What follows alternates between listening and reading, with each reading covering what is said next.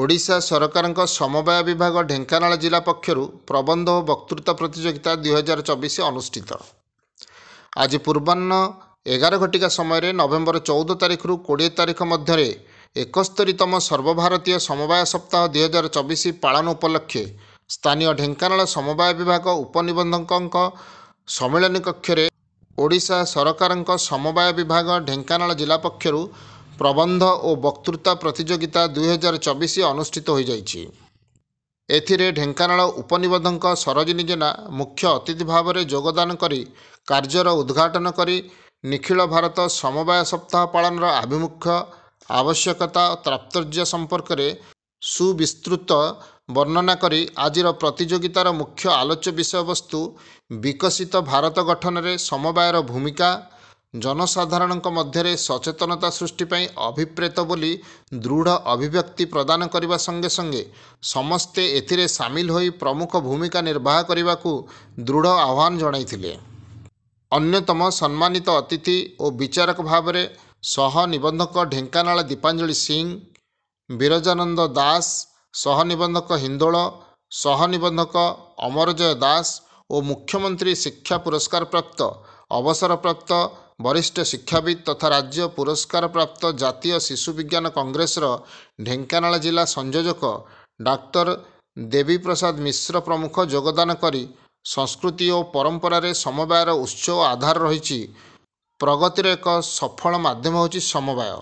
ସମବାୟ ମାଧ୍ୟମରେ ବିଭିନ୍ନ କ୍ଷେତ୍ରରେ ହାସଲ କରାଯାଇଥିବା ପ୍ରଗତିକୁ ଆଧାର କରି ଭବିଷ୍ୟତ ପାଇଁ ମାର୍ଗ ନିର୍ଣ୍ଣୟ ନିମନ୍ତେ ସମବାୟ ସପ୍ତାହ ପାଳନ ପ୍ରେରଣା ଯୋଗାଇବା ସମୟରେ ଆହ୍ୱାନ ଓ ଆବଶ୍ୟକତାକୁ ପ୍ରାଧାନ୍ୟ ଦେଇ ସମବାୟ ବିକଶିତ ଓଡ଼ିଶା ଓ ବିକଶିତ ଭାରତ ଗଠନ ଦିଗରେ ସହାୟକ ହେବ ବୋଲି ଦୃଢ଼ ଆଶା ଓ ବିଶ୍ୱାସ ପୋଷଣ କରିଥିଲେ। ଏହି ଅବସରରେ ଅନୁଷ୍ଠିତ କନିଷ୍ଠ ବିଭାଗ ବକ୍ତୃତା ପ୍ରତିଯୋଗିତାରେ ଶତାୟୁ ପି.ଏମ୍. ଶ୍ରୀ ବ୍ରଜନାଥ ବଡ଼ଜେନା ସରକାରୀ ଉଚ୍ଚ ବିଦ୍ୟାଳୟ ଢେଙ୍କାନାଳର ଅଷ୍ଟମ ଶ୍ରେଣୀ ଛାତ୍ରୀ ସୁଶ୍ରୀ ସାଗରିକା ସ୍ୱାଇଁ ପ୍ରଥମ ସ୍ଥାନ ଓ ଏହି ସ୍କୁଲର ନବମ ଶ୍ରେଣୀର ଛାତ୍ର ତୃତୀୟ ସ୍ଥାନ, ସୁଲକ୍ଷଣା ଦେବୀ ସରକାରୀ ଉଚ୍ଚ ବିଦ୍ୟାଳୟର ନବମ ଶ୍ରେଣୀର ଛାତ୍ରୀ ଶ୍ରେୟାଂଶ୍ରୀ ପଣ୍ଡା ଦ୍ୱିତୀୟ ସ୍ଥାନ ଅଧିକାର କରିଛନ୍ତି। କନିଷ୍ଠ ବିଭାଗ ପ୍ରବନ୍ଧ ଲିଖନ ପ୍ରତିଯୋଗିତାରେ ସୁଲକ୍ଷଣା ଦେବୀ ସରକାରୀ ଉଚ୍ଚ ବିଦ୍ୟାଳୟ ଢେଙ୍କାନାଳର ଅଷ୍ଟମ ଶ୍ରେଣୀର ଛାତ୍ରୀ ମାମୁନି ସୃଷ୍ଟି ପ୍ରଥମ ସ୍ଥାନ ଓ ସେହି ସ୍କୁଲର ନବମ ଶ୍ରେଣୀର ଛାତ୍ରୀ ଶ୍ରୁତିସୁଦ୍ଧା ପ୍ରିୟଦର୍ଶିନୀ ଦ୍ୱିତୀୟ ସ୍ଥାନ, ଶତାୟୁ ପି.ଏମ୍. ଶ୍ରୀ ବ୍ରଜନାଥ ବଡ଼ଜେନା ସରକାରୀ ଉଚ୍ଚ ବିଦ୍ୟାଳୟ ଢେଙ୍କାନାଳର ନବମ ଶ୍ରେଣୀ ଛାତ୍ର ପ୍ରିୟାଂଶୁ ସାମଲ ତୃତୀୟ ସ୍ଥାନ ଅଧିକାର କରିଛନ୍ତି। ସେହିପରି ବରିଷ୍ଠ ବିଭାଗ ବକ୍ତୃତା ପ୍ରତିଯୋଗିତାରେ ଢେଙ୍କାନାଳ ଉଚ୍ଚ ମାଧ୍ୟମିକ ବିଦ୍ୟାଳୟର ଯୁକ୍ତ 2 ଦ୍ୱିତୀୟ ବର୍ଷ ଛାତ୍ରୀ କିମିକ୍ରିଷ୍ଣା ବେହେରା ପ୍ରଥମ ସ୍ଥାନ ଓ ସେହି ସ୍କୁଲର ଯୁକ୍ତ 2 ପ୍ରଥମ ବର୍ଷ ଛାତ୍ର ଆଶୁତୋଷ ତ୍ରିପାଠୀ ତୃତୀୟ ସ୍ଥାନ, ସ୍ୱୟଂଶାସିତ ମହାବିଦ୍ୟାଳୟର ଯୁକ୍ତ 3 ତୃତୀୟ ବର୍ଷ ଛାତ୍ରୀ ପ୍ରୀତିଚନ୍ଦା ପୃଷ୍ଟି ଦ୍ୱିତୀୟ ସ୍ଥାନ ଅଧିକାର କରିଛନ୍ତି। ସେହିଭଳି ବରିଷ୍ଠ ବିଭାଗ ପ୍ରବନ୍ଧ ଲିଖନ ପ୍ରତିଯୋଗିତାରେ ଢେଙ୍କାନାଳ ସ୍ୱୟଂଶାସିତ ମହାବିଦ୍ୟାଳୟର ଯୁକ୍ତ 3 ତୃତୀୟ ବର୍ଷ ଛାତ୍ର ପ୍ରଶାନ୍ତ କୁମାର ଜେନା ପ୍ରଥମ ସ୍ଥାନ ଓ ସେହି ମହାବିଦ୍ୟାଳୟର ଯୁକ୍ତ 3 ତୃତୀୟ ବର୍ଷ ଛାତ୍ରୀ ବିଦୁସ୍ମିତା ପରିଡ଼ା ଦ୍ୱିତୀୟ ସ୍ଥାନ, ଢେଙ୍କାନାଳ ଉଚ୍ଚ ମାଧ୍ୟମିକ ବିଦ୍ୟାଳୟର ଯୁକ୍ତ 2 ପ୍ରଥମ ବର୍ଷ ଛାତ୍ର ଆଶୁତୋଷ ତ୍ରିପାଠୀ ତୃତୀୟ ସ୍ଥାନ ଅଧିକାର କରିଥିବା ସୂଚନା ମିଳିଛି। ଢେଙ୍କାନାଳ ସମବାୟ ବିଭାଗ ଉପନିବନ୍ଧକ କାର୍ଯ୍ୟାଳୟର ସମସ୍ତ କର୍ମଚାରୀ ପ୍ରତିଯୋଗିତା କାର୍ଯ୍ୟକ୍ରମକୁ ସଫଳ କରିବାରେ ପ୍ରମୁଖ ନିର୍ବାହ କରିଥିଲେ।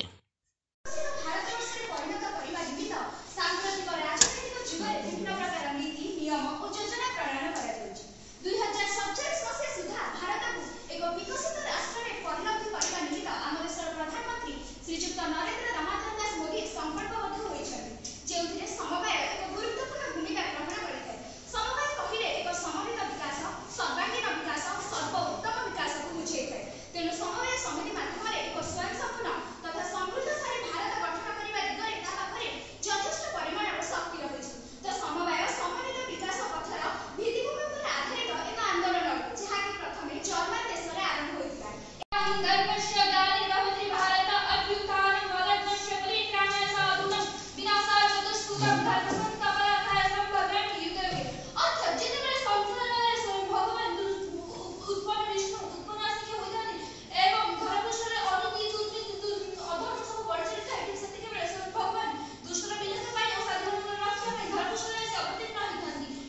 Bureau report Nagaraj news.